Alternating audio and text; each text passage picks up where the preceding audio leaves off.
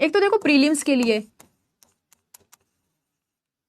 Study है ना, जब भी आपको करनी है ना, दिसंबर तक जनवरी तक, जब तक आपका प्रीलिम्स पास में नहीं, तो स्टडी एक साथ करनी है। प्रीलिम्स और मेंस की एक साथ ही करनी है। बस प्रीलिम्स का देखते टाइम आपको पीवाईक्यू में एमसीक्यू देखने हैं, और मेंस का देखते टाइम आपको क्या देखना है, आपको आंसर राइटिंग वाले क्वेश्चन देखने हैं। बाकी ऐसे नहीं है कि सिलेबस सेम ही है, बस मेन्स में थोड़े से एक्स्ट्रा सब्जेक्ट है तो उनको अलग से कर लो। बाकी पॉलिटी अगर प्रीलिम्स की है तो वही मेन्स की है। लेकिन शॉर्ट नोट्स है ना प्रीलिम्स में, जैसे सपोज आपकी जो बुकलेट है वही काम आ जाएगी बार बार, उसी को बार बार रिवाइज करो। ऐसा मैं क्यों कह रही हूँ, क्योंकि आपके पास 4 ऑप्शंस रहेंगे, आपको 50-50 में से एक ऑप्शन चूज करना है कि इसमें क्या सही है। तो वो आप मल्टीपल रिवाइज करेंगे तो आपका वो ऑप्शन सही हो जाएगा। लेकिन कुछ चीजें याद नहीं होती, जैसे मुझे है ना इमरजेंसी प्रोविजंस याद नहीं होते थे, तो उनका छोटा सा चिट बना ली कि इमरजेंसी प्रोविजंस कब लगाते हैं, इनको कब रिवोक कर सकते हैं, कौन लगाता है, ठीक है।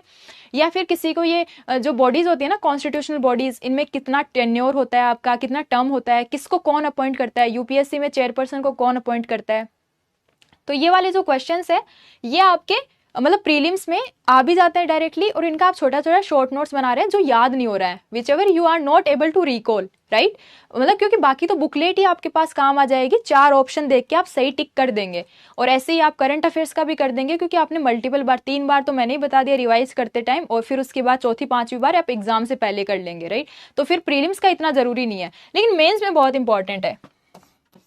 और मेन्स में क्यों इंपॉर्टेंट है ये मैंने पहले ही बताया, क्योंकि मेंस में आपके पास रिवाइज करने के लिए टाइम बहुत कम होता है। मतलब आप उस बुकलेट में से बार बार नहीं पढ़ पाएंगे, एंड आपको 7 मिनट में जो आंसर लिखना है उसमें 150 शब्द ही लिखने हैं। 150 वर्ड्स किसे कहते हैं, 2 पेज। और 2 पेज आप लक्ष्मीकांत का पहला पैरा करेंगे ना, तो उसमें भी आप भर सकते हैं आराम से अपनी हैंड राइटिंग में। तो उसमें इतना छोटा अपने शॉर्ट नोट्स होंगे तो आप इजिली रिवाइज करेंगे। एंड देन आप 5-6 पॉइंट्स जो जनरेट करने होते हैं ना, सपोज जैसे मैं एग्जाम्पल ले लेती हूँ कि कैसे शॉर्ट नोट्स बनाने हैं, इंडियन सोसाइटी का ले लेती हूँ। जैसे सपोज विमेन इंपावरमेंट पे या विमेन सेक्शन वाला जो है टॉपिक आपका इंडियन सोसाइटी का, उस पर करना है। तो आप विमेन का थोड़ा सा बैकग्राउंड दे सकते हैं कि विमेन इंपावरमेंट का, कि एंशिएंट में क्या था, एक एक लाइन में थोड़ा थोड़ा, ठीक है। फिर रिसेंट में कोई स्कीम आई है क्या, या फिर विमेन इंपावरमेंट के लिए मूवमेंट कौन से चले हैं, या फिर कोई करंट अफेयर्स में सपोज जेंडर गैप इंडेक्स है जो कि वर्ल्ड इकोनॉमिक फोरम अपना रिलीज करता है, तो वो वाली रैंकिंग बहुत लोग कोट करते हैं। तो ऐसे करके आपने एक पेज में वो राइटअप कर लिया। सेक्युलरिज्म है तो इसका मतलब क्या है, इसके प्रोज क्या है, इसके कॉन्स क्या है, गवर्नमेंट क्या कर रही है, सिविल सोसाइटी ऑर्गेनाइजेशन क्या कर रहा है। ऐसे करके जो व्हाट वाई हाउ वाला जो पोर्शन है ना, उसके आपने छोटे से नोट्स बना लिए। अब जैसे ही आपका क्वेश्चन आया तो आपने पॉइंट जनरेट कर दिए वहीं से फटाफट। न्यू एजुकेशन पॉलिसी पे अगर आपका क्वेश्चन आया तो आपने उसके प्रोज एंड कॉन्स थोड़े थोड़े लिख रखे होंगे एजुकेशन वाले सेक्टर में, तो फिर आपने उसके पॉइंट्स जनरेट कर दिए, तो आपका जो टाइम होता है ना वो मैनेज हो गया इफिशिएंटली।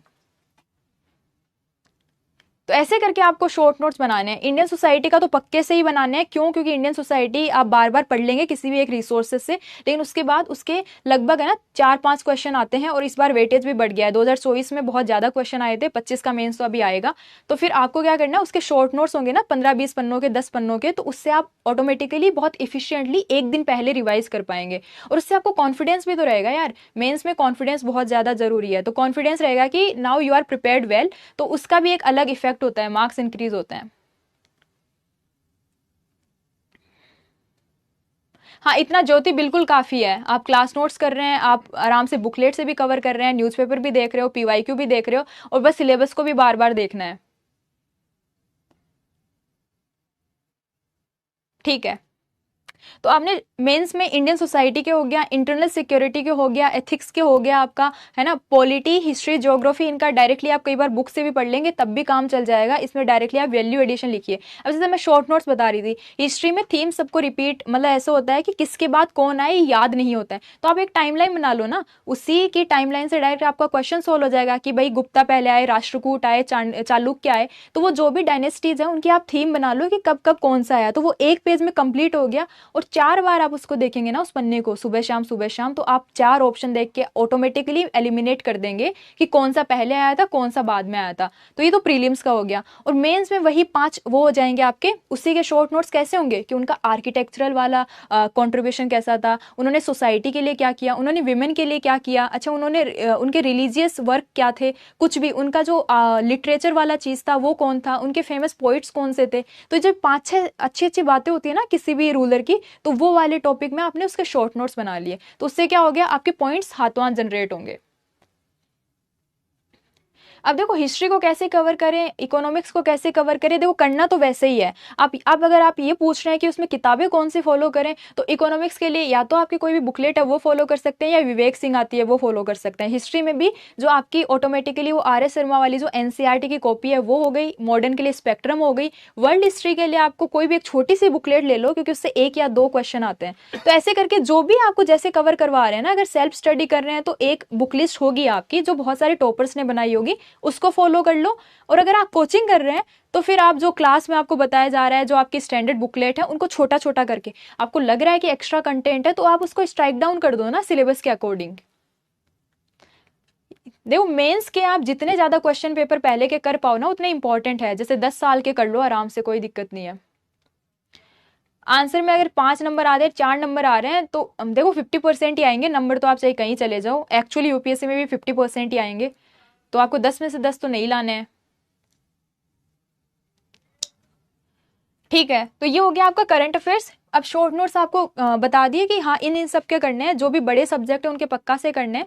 एंड देन आपके जैसे इंटरनल सिक्योरिटी हो गया, डिजास्टर मैनेजमेंट हो गया, साइंस एंड टेक्नोलॉजी हो गया, आपका इन्वायरमेंट हो गया, इनके आप थोड़े अच्छे से कर लेंगे क्योंकि उनमें से डायरेक्टली क्वेश्चन आ जाते हैं। जैसे मैंने एग्जाम्पल भी दिया था, एग्रीकल्चर में फूड प्रोसेसिंग इंडस्ट्री से हर बार आ रहा है, उनके अपस्ट्रीम डाउन स्ट्रीम वाली जो एडिशन है ना, वो आराम से हर साल आ जाते हैं कि उनके चैलेंजेस क्या है।